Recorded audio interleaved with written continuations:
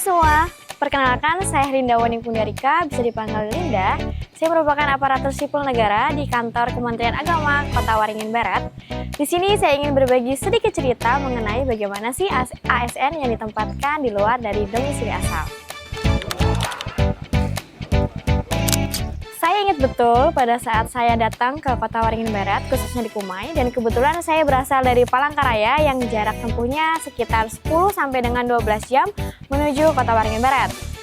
Saya cukup sedih dan juga sangat gugup untuk beradaptasi di tempat yang baru karena harus meninggalkan orang tua, khususnya ibu saya dan juga teman-teman saya yang mensupport saya dari SMA hingga saat ini saya menjadi ASN. Karena saya harus beradaptasi lagi dengan tempat yang baru. Awalnya saya berkuliah di Tangerang, kemudian saya berpindah lagi tempat kerja di Kota Waringin Barat. Itu merupakan suatu hal yang baru dan agak takut untuk beradaptasi di lingkungan yang baru juga.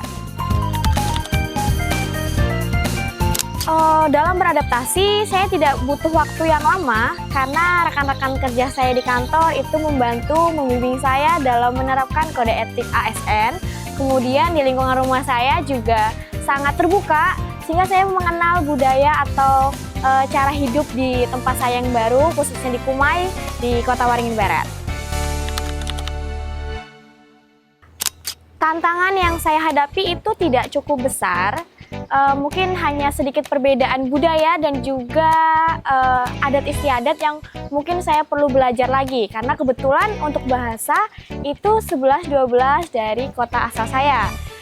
Kemudian saya juga dibantu oleh rekan-rekan CPNS yang mengenalkan budaya dan tempat-tempat baru sehingga saya mudah beradaptasi dan tantangan itu tidak menjadi hal besar.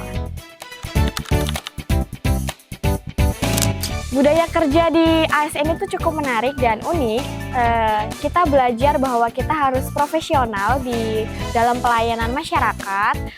Kemudian dari aktualisasi ini juga saya belajar mengenai ASN berakhlak, di mana kita harus menerapkan bagaimana pelayanan kepada masyarakat, terus bagaimana kita harus bersikap inovatif dalam membangun atau mengembangkan inovasi untuk masyarakat, dan kita harus berkolaborasi dengan bidang-bidang lain sehingga pekerjaan dalam ASN ini harus lebih kompleks.